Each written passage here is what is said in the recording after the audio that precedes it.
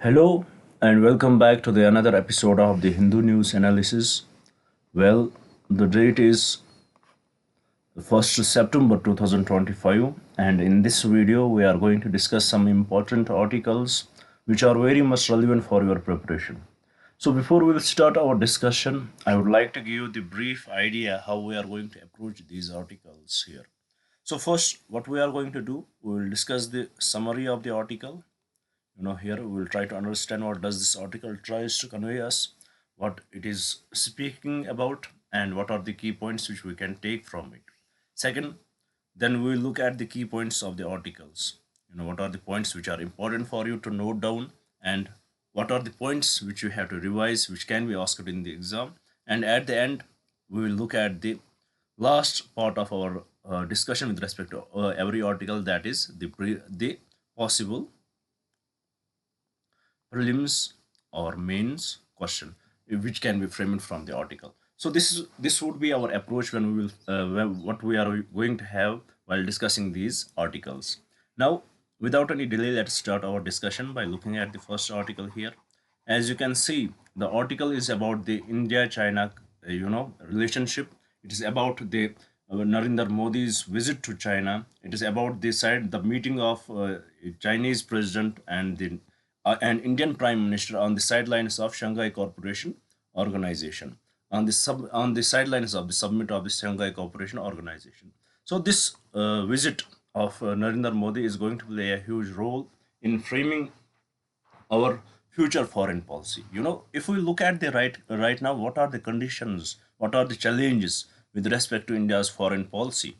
It is very much clear challenges with respect to our foreign policy. If we look at it from last few months, the things had changed very drastically, especially from the Operation Sindoor. Till Operation Sindoor, India was different. India, China was different to us, and USA was different to us. Our relationship with these countries were totally different. And when the Pahalgam attack happened, and when we retaliated in the form of Operation Sindoor, and we attacked the militant terrorist sites in Pakistan. So we showed the Pakistan that you cannot commit such acts on our land, and we tried to deter them. But one thing what we lacked in it, one thing which eventually did not go our way, was that world did not show that much sympathy for India here. World, they in a way favored with Pakistan. They, even though they condemned the terrorist attacks in India, they condemned the terrorist attacks during the Pahalgam attack, but at the same time they did not condemn the Pakistan. So this was very much evident. And then when we attacked them back, we were appreciated by only our close allies, but we did not found that much support. And if we look at the narrative warfare, it was majorly, Pakistan, in a way, the way we attacked them, the way we we went deep into their territory, but at the same time in the narrative warfare they were a little ahead of us. So with respect that, the things started to change after the Operation Sindoor. The things started to change. Then we saw that what with our relationship with US, it in a way started to deteriorate. Eventually it was Trump who first announced the ceasefire, and he wanted India to support his cause. He wanted India to accept that it was Trump because of whom this ceasefire was. We were able to achieve this ceasefire, but our approach is different. For us, Trump does not matter with respect to our internal policies, with respect to our relationship with the countries. For us, the other countries does not matter. So we, in a way, denied it all the time. Whenever the Trump spoke about it, we never accepted that claim of the Trump. So this was also a factor in it. And this was also a factor. The egos of, we can say the egos of these leaders. It can also be the cause of this factor. And then we are very much evident of the tariff war between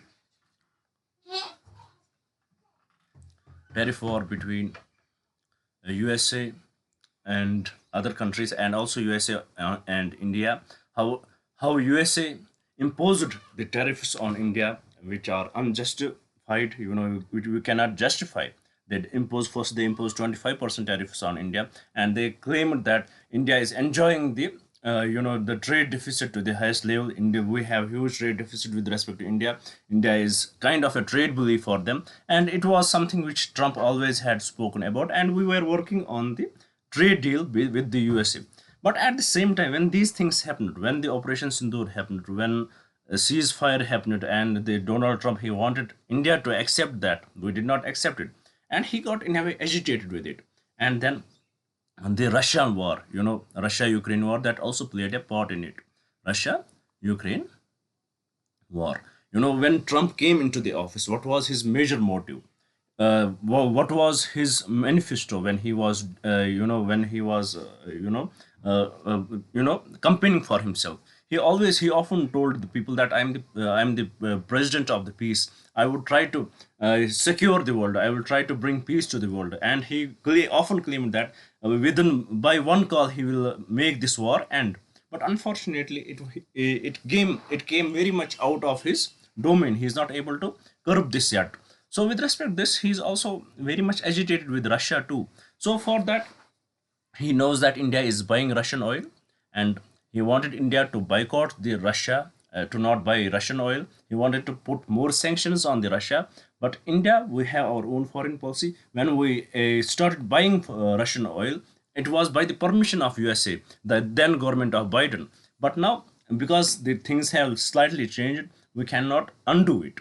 So these are the conditions, and then again, USA imposed 25% tariff on us, which became eventually the 50%. Now it is the epitome of hypocrisy.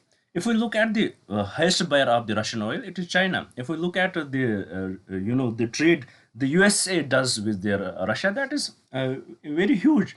But at the same time, they are trying to corrupt India here. It definitely shows it has nothing to do with the Russian oil. It has nothing to do with other things, but it is something, I guess, which the most experts believe that it is the egos of these leaders which had come into the relation between these two countries. Now, whatever the reason is, that is not the point of this article. I was trying, what I am trying to do here. I am trying to build to the narrative what this article talks about. So, the conditions before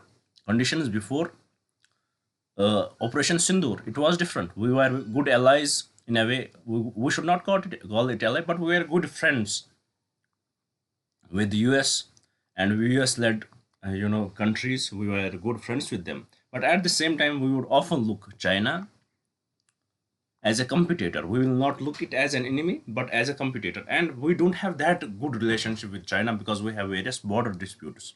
We have border disputes with China.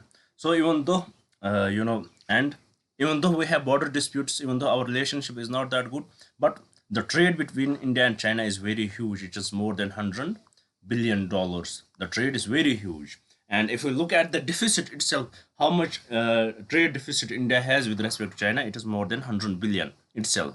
The trade deficit is very huge. So with respect to this, there are various concerns. Our relationship with China was not that good, because if we look at in Operation Sindoor itself, China was the major provider for Pakistan. They gave every direction to them. They were directing the Pakistan what to do. They were giving them the real time information, everything. They supported Pakistan fully. It was basically, we can even call it the war between China, Pakistan versus India. It was the war between a slight war between China, Pakistan, and India. So whatever the reason is, the point is our relationship was not that good. But things started to change, and when the things started to change, our relationship with the USA, it deteriorated, and now it is but natural for India to look for the alternative trade routes. So what are the available routes for available to us? What are the available destinations? What are the available destinations? What are the possible destinations available to us? So China, it plays a huge role because of the population, because of the demand in that country. China is the best way in which we can have a great relationship.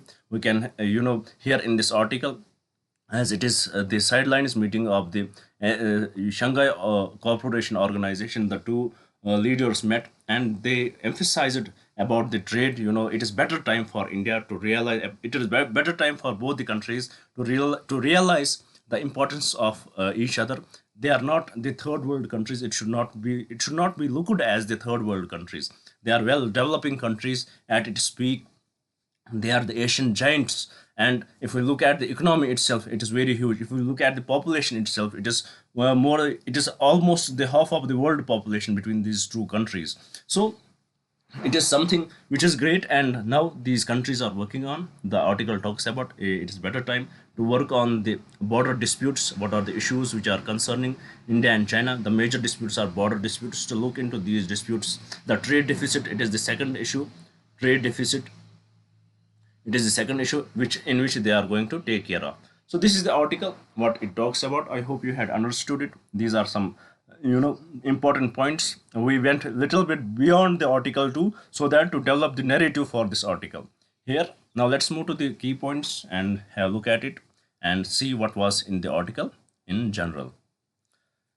Here it starts with the bilateral relationship. Here, both the leaders agreed on the need to maintain peace and tranquility on the border for the continued development of bilateral ties. They reaffirmed their commitment to finding a fair, reasonable, and mutually acceptable resolution to the boundary dispute. So, right now, as we have to develop, we have to better our relationship with China. So, what our issues are, we have to sort those issues out. And the major issue is the border issues. So it is preferable that we should sort our border issues. We should end these tensions so that we can move our relationship to the next level. Then it also further talks about the economic cooperation. PM Modi and President Xi discussed the international economic situation, agreeing to facilitate trade and investment while working to reduce India's trade deficit with the China. So they are also working to reduce this India's trade deficit with China. Then also geopolitical alignment. In the context of US tariff wars, the two leaders insisted that the India-China relationship should not be seen through a third country lens. Asserting their commitment to this strategic autonomy, they agreed to expand common ground on issues like terrorism and fair trade on multilateral platforms. Then also people to people ties. The leaders agreed to strengthen people to people connections through direct flights and via visa facilitation, building on the resumption of the Kailash Mansarovar Yatra. Then it talked about meeting with the Myanmar on the sidelines of SCO Summit. PM Modi also met with Myanmar's senior general, Minister Min Aung Hlaing, and retired India, and reiterated India's support for the crisis hit country's developmental needs and its Myanmar led peace process. So this is what this article talked about. I hope you had understood it. The information is very much clear here. Now, with respect to this, let us see what kind of question can be asked in the exam, which you can expect. Here, the question says, which of the following statements about the Shanghai Cooperation Organization are correct? First, the Shanghai Cooperation Organization is a political, economic, and security alliance. Correct. India was a founding member of the SCO. Incorrect. India joined it in 2017. Third, India's membership in SCO is a key component of its Act East policy. No, it is also incorrect. So with respect to this question, the correct statement is statement 1 only. With this, I hope you had understood the article. Everything is very much clear.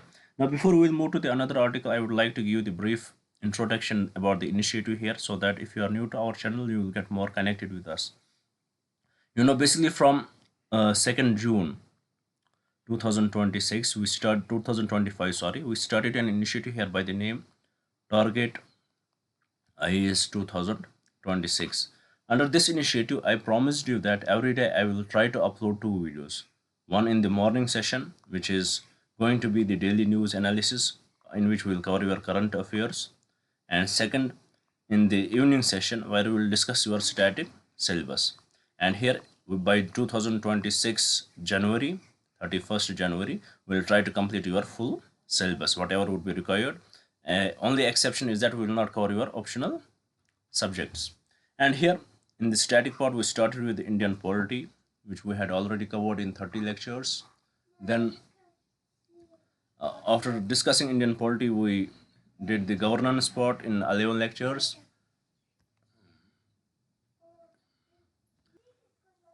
Governance we did in 11 lectures, and after that we started with the Indian history, starting with ancient. Already we had completed 6 lectures, and from today, today we are going to discuss continuously. As I told you, there were few off days because I was in traveling, but from today there would be continuous classes, and we will hope that we will complete your syllabus on the time. So if you want, and also again I would like to mention one point here. As we are delivering these lectures, at the same time we had prepared notes for you. These notes are not ordinary notes, I can guarantee you about that. I would mention it as an encyclopedia I had created for you, in which you will find every topic related to your prelims and mains. Whatever would be required to clear your exam, everything would be there. So if you want to get access to it, what you will have to do, you have to mail us at salvation UPSC 136 at the rate gmail.com. So if you want to get access to it, you will have to mail me at this mail ID and I will send you the notes. For that, you will be told to pay only 200 rupees. So this is about the initiative. If you want to be the part to this, if you want to join us, please do subscribe the channel, do share it with your friends so that they may also get benefited from this initiative, and please do write in the comments what else should we bring for you guys. Now with this, let's move to the another slide and let's have a look at what is given in here. Well, it talks about the importance of India's federal design. Well, India's federal design. Here the issue is with respect to Jammu and Kashmir. Jammu and Kashmir.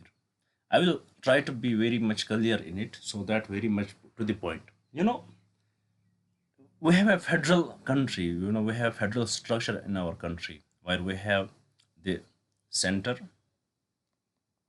central governments and the state governments, and they have their specific powers and functions. They have their specific powers and functions.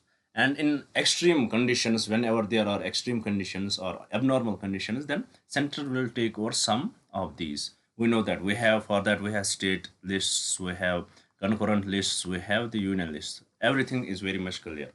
So with respect to the federal structure, if we look at it, you would have often heard about one thing, that the Supreme Court has said that federalism is the basic structure of the constitution, basic structure of the constitution. Supreme Court has said that federalism is the basic structure of the constitution. So what does it mean?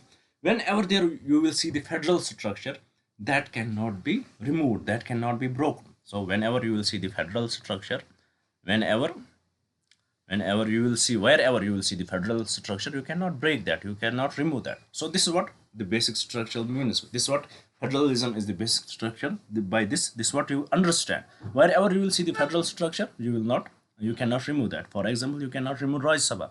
That is the federal structure, that is the epitome of the federal structure. Similarly, the statehood is also the federal structure. The statehood is also the federal structure, because statehood, it is the, there is center and there is state. So this statehood is also the federal structure. So according to this logic, you cannot remove the statehood, you cannot undo the statehood to the other, you cannot make a state into a UT.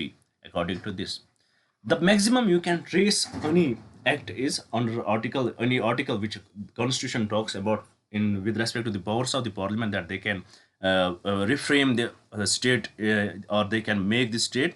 That goes to article 2 and 3.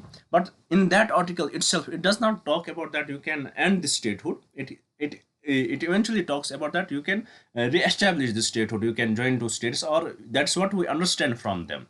But it is not clearly mentioned that you can demote a state into a UT. It is never clearly mentioned in the constitution itself. And also this question, when the article 370 was abrogated and this was upheld by the Supreme Court, and then this question was asked to the Supreme Court, sir, what is the state? Supreme Court told it is the federal structure. Then the petitioner told Supreme Court, sir, can the parliament, remove this federal structure as it is the basic structure of the constitution? Then the Supreme Court said that it is done for the temporary purposes. You cannot completely remove it. As with respect to Jammu and Kashmir, it is done for the temporary purpose. It will be granted back. So with respect to this, if such condition again happens in the future, then we will talk about it. So there is doubt about it. Definitely there is doubt about it. Can a state be demoted to the UT? Can statehood be removed from any particular state? So this is the topic. This is point. These are some points which are mentioned in this article here. Now, with respect to this, let's have a look at the key points so that you don't need to go back and read this article. Here, first it talks about Supreme Court's inquiry. The Supreme Court is hearing a plea regarding the non-restoration of statehood to Jammu and Kashmir, questioning if it violates citizens' right with the federal features of the constitution. That's true. That's what we discussed. This plea is in the Supreme Court, and Supreme Court will decide. As Supreme Court had ordered earlier the union government that they should, when there were no elections in 2023, that they should, contest elections there, and also at the same time, the statehood they should try to give statehood back to Jammu and Kashmir. But it was not followed yet. Then, what is the constitutional process for the state? The Indian Constitution provides three ways to create a state. First, admission. You have to admit any new state through the instrument of accession. Then, establishment, for example, like with respect to Goa and Sikkim. Then, formation, reorganization of existing states under Article 3. These are the three ways you can form the states. Then, it talks about the federalism argument.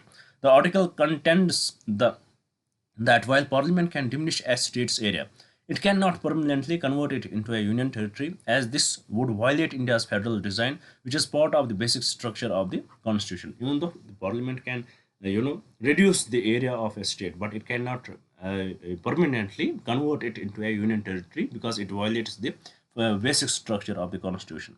Then, what is unique Indian federalism? The article describes India's federal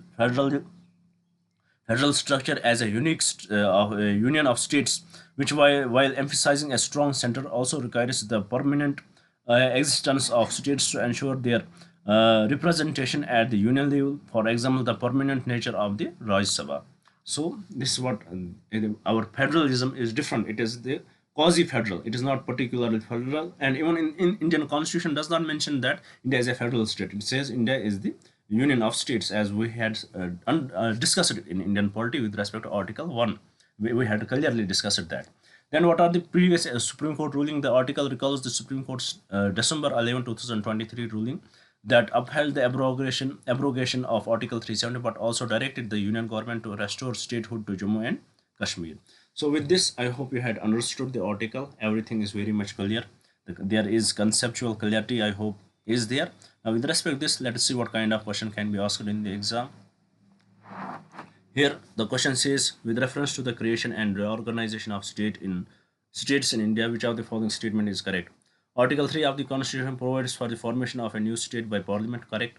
The Indian Constitution uses the term federation to expressly define the nature of the Indian Union. That is incorrect.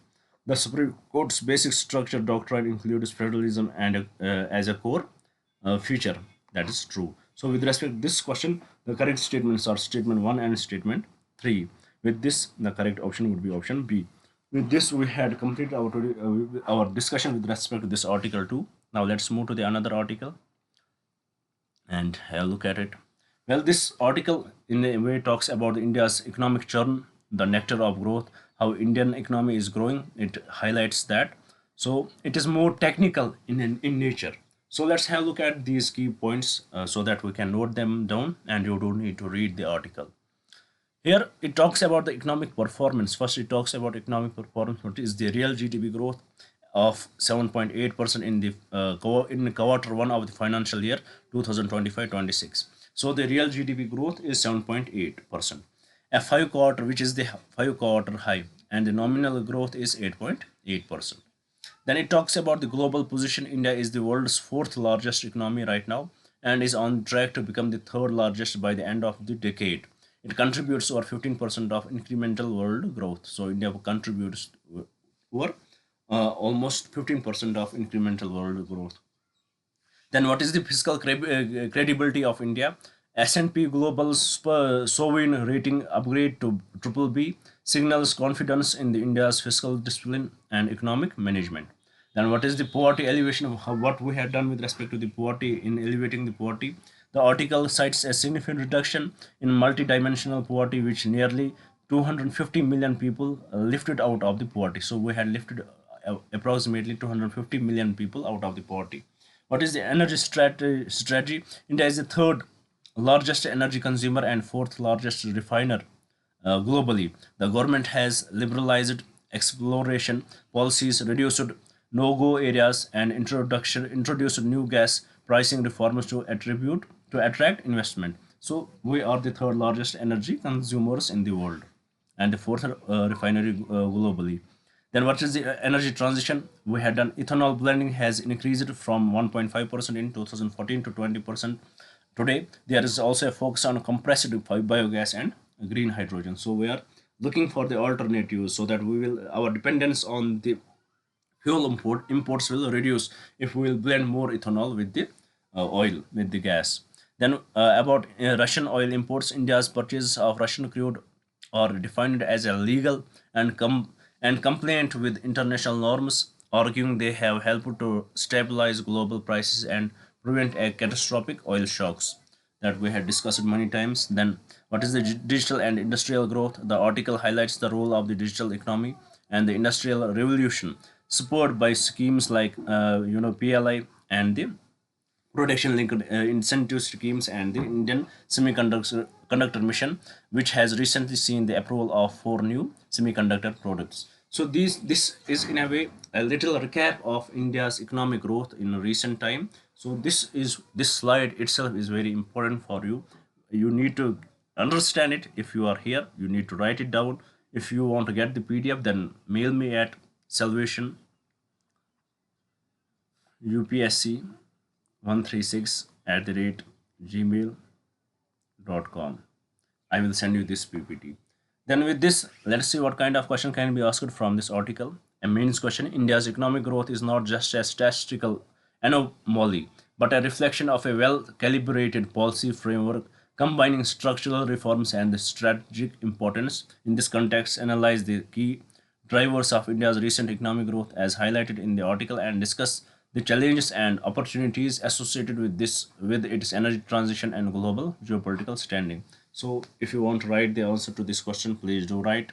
And if you want that answer to be checked by me, then mail me this answer at salvation UPSC at the rate salvation UPSC 136 at the rate gmail.com. So with this, let's move to the another article and let's have a look at it. Well, here it talks about the NGO Educate Girls. There is an NGO named by NGO Educate Girls. Well, it has got the award by named as Ramon Magsaysay award. It has got. It is Asia's equivalent to the Nobel Peace Prize. So with respect to this NGO, let's have a look at the key points given in the article so that we can understand the article more properly. Here, historical achievement: Educate Girls. The NGO is the first Indian organization to receive the Ramon Magsaysay award. So it is the first Indian Indian organization which has received this award, Ramon Magsaysay award. What is the mission? The non-profit works to address this NGO. It works to address gender injustices in education by identifying, enrolling, and retaining out of school girls in some of the most remote parts of India. It also focuses on improving fundamental learning skills. So it is basically related to girl education, provide them, enroll them into the schools, retain them in the schools, and who had left the schools, who had left the schools, and provide them the proper education. Then what is the methodology? The organization uses a community-led model. So it uses this community-led model, mobilizing local volunteers called Team Balika. So it is Team Balika it is local volunteers to identify out of school girls who are out of school girls and work with government schools and village communities to bring about behavior change, to at least bring about the behavioral change. What is the impact? Since its inception in 2007, Educate Girls has helped to enroll over 2 million girls in school. It has also pioneered the world's first developmental impact bond in the field of education. What is the award context? The Ramon Magsaysay Award, established in 1957, it has been established in 1957, celebrates the greatness of spirit and transformative leadership in Asia. The 2025 award recognizes individuals and organizations from India, the Maldives, and the Philippines. It is named after the Philippine president. So with respect to this, let's have a look at the question. What kind of question can be asked? Here the question says, with reference to Ramon Magsaysay Award, which of the following is correct? It is award. It is awarded annually to individuals and organizations in Asia for their selfless services. Correct. Educate Girl is the first Indian organization to receive this award. That's true. The award is named after the former Prime Minister, not it is the President of the Philippines. So this is also incorrect. This is incorrect. So with respect to this question, the correct statement is statement 1 and statement 2 only. With this, let's move to the another article here. Well, it talks about Indians must follow vocal for local mantra, says PM Modi. Indians must follow vocal for local mantra. After the operation, after the tariff war with US, this has been in the news, vocal for local mantra. In the Man Ki Baat on the radio, Man Ki Baat, PM Narendra Modi mentioned about various things. He mentioned about the vocal for local mantra, for making India great, for achieving the Viksit Bharat goal. It is important that we should be self-sufficient. We should be, what we are producing, that should be very much Swadeshi in nature. Swadeshi in nature. Then also, he further talked about the issue in Jammu and Kashmir after Pahalgam attack. How it has improved. The situation has improved. We hosted first in Pulwama. We hosted the first day and night match here, day and night match in Kashmir, and also the Khelo India was held at Dal Lake. So he talked about these improvements which are happening with respect to Jammu and Kashmir. So with respect to this article, let's have a look at the key points given in it, and then let's analyze it. Here it says economic nationalism. PM Modi calls for Swadeshi is framed as a response to global economic shifts, including US tariffs on Indian goods. He articulated three core principles: vocal for local, Atmanirbhar Bharat, and developed India, presenting them as a single path towards national prosperity. Then a festival appeal. He specifically targeted the upcoming festival seasons like Ganesh Chaturthi, Durga Puja, and Deepavali as a key opportunities for consumers to choose locally made products, including gifts, clothes, and decorative items. Then, disaster relief. The Prime Minister expressed sadness over the damage caused by natural disaster during the monsoon seasons. He praised the coordinated efforts of national and state emergency forces, security personnel, and local communities in rescue and relief operations, highlighting the use of advanced technologies like drones and thermal cameras. Progress in Jammu and Kashmir. To demonstrate normalcy and progress in the region, he cited two major supporting events: the first ever day and night cricket match in Pulwama and the country's first Khelo India Water Support Festival held at Dal Lake in Srinagar. Then cultural diplomacy. The Prime Minister also highlighted the growing global interest in Indian culture. In Indian culture, noting the unveiling of a statue of Lord Ram in Canada and a unique exhibition of Russian children's painting on the Ramayana. So, and these are the key important points which he had discussed in the Man Ki Baat, which can be very much relevant for our exam. So with this, let's have a look at what kind of question can be asked from this article. Here the question says, which of the following government initiatives are aimed at promoting self-reliance and boosting domestic manufacturing?